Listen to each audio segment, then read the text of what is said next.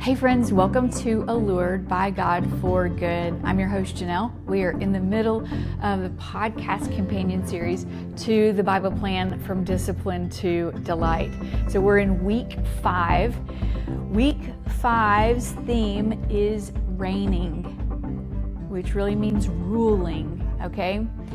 This is the different era that we're moving into now. We've been with the Israelites while Moses and Joshua were the leaders. They had groups of people. They were getting out of the wilderness into the promised land and settling in to their families' land and their plot of land that God had promised them. And so they're all settling and realizing the promise that God has now fulfilled, that they've made it home. And so we shift now and into the era of the Judges. And so I want you to think about this. We're going to be reading the book of Judges, the book of Ruth, and starting the book of 1 Samuel.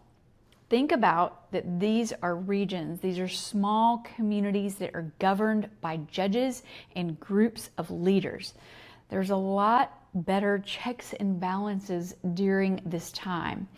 And in the book of Judges, which is crazy, but it is one of the most dramatic and traumatic books within the whole Bible.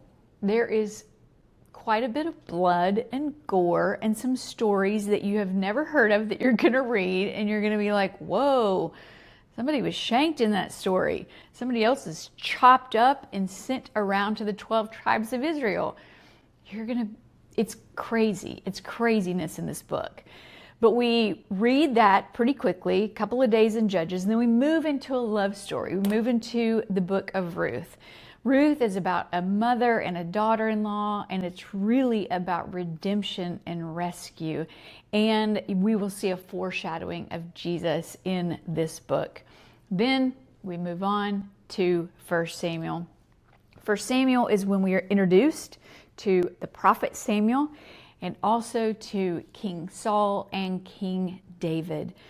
God's people in 1 Samuel demanded a king.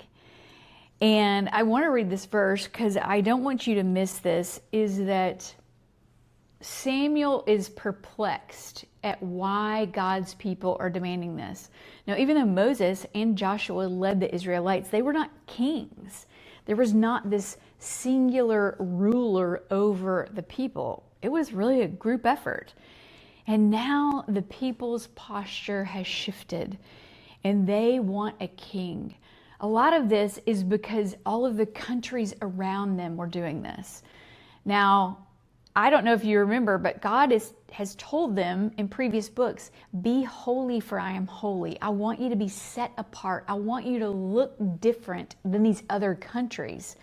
But what's happened is they're still looking, comparing themselves, getting very envious, looking at the other countries, and those countries have a king and we want a king. And so the people demand it. Samuel says to God in 1 Samuel 8, Samuel is questioning, what? You're not going to do this, are you? The people are demanding a king, but we're not going to do this. And here's what God says to Samuel. It says, and the Lord said, this is verse 7 in chapter 8 of 1 Samuel. The Lord said to Samuel, heed the voice of the people to all that they say to you. For they have not rejected you, but they have rejected me, that I should not reign over them. That's sad, y'all. That's sad. But I want to point out that when God gives us what we want, because God gave them what they wanted, that does not always equal good things. You'll see in this reading that King Saul was not that great of a king. God and Samuel ended up rejecting him before King David was chosen. And so when God gives us what we want, it doesn't always mean that it's good. Rejecting God and his authority is the posture that these people ended up having as we continue reading through the Bible. Okay, couple of don't miss things for this week. In Judges, you're going to be reading about these characters: Deborah, Gideon, Japheth, which you've probably never heard of unless you've read the book of Judges and remember his story. And then Samson and Delilah. You're going to be reading all of their stories in the book of Judges. Pay attention to the posture of the people as they start changing, because it happens, y'all. They start resisting, they start rebelling, and then they start rejecting. And all of this is with God. And if anything, you're going to see a pattern of this, because the pattern has already happened, and that's how they wound up in the wilderness. And now it's happening again in Judges and in 1 Samuel. A few tips for this week. Read this week like you would read a novel.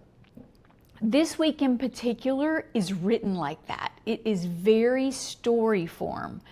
So go into it with that mindset and read it like a story. I've kept everything together so that you can read these big chunks of scripture as story and have that realization there. If there's a character you want to come back to, mark it, write it in your journal, and come back to it later. Another tip or thing that I want you to realize, and we're going to start skipping around, okay? Here's what you're going to start seeing, especially in 1 Samuel. You're going to see that we read a little bit of 1 Samuel, and then we start reading Psalms. Here's why. In 1 Samuel, when David is introduced, one example is that David is running from Saul. Saul is ticked off. He knows this kid is probably going to take his place. He's mad at God, and so he's coming after David. He is bullying him. In this time period, David starts writing songs, prayers to God, crying out. He starts writing some worship songs in there, and so that's what we see. We see him running from Samuel in some of the historical content, and then we read his songs that he wrote, his prayers that he wrote in Psalms. And so you're going to be able to see these work in tandem because they're written at the same time. So just pay attention to that as we read this week, and make space for that, because sometimes it gets a little tricky and it's a little harder on your time frame when you are jumping around from Samuel, from a historical text into Psalms. So just be prepared. We're not going to read the Psalms in order either. We're going to start moving around of when David wrote them. So that's a few tips for this week. There are two threads I want you to pay attention to. One is in Ruth, and it's the genealogy of David. It's at the very end of the book of Ruth. But I love that it gives us this context, because we have this whole story, and then it tells us that Boaz and Ruth were actually the great-great-grandparents of King David. And King David, of course we know, is in the genealogy of Jesus. So God knows that it's important for us to see these threads of the Messiah and of redemption in the Old Testament and how they connect to the New Testament. The other thread I want you to see is there are multiple titles throughout the reigning period, and humanity is broken. And so we didn't even take these titles on very well, but Jesus takes these titles on in perfection. Some of them are judge, prophet, priest, shepherd, and king. Jesus embodies all of those. He is perfect in all of those attributes and all of those roles. But we will see human beings take on those titles and attributes, and they're not going to be so great. Some of them are, but they're all going to fail in one way or another. So, buckle in for this week. Again, read it as a story. It's a beautiful novel, and I think you're going to start really enjoying as we move into King David and King Solomon's life for the next couple of weeks. And I'm excited. We're in week 5 and moving forward. as always, as we move from discipline to delight.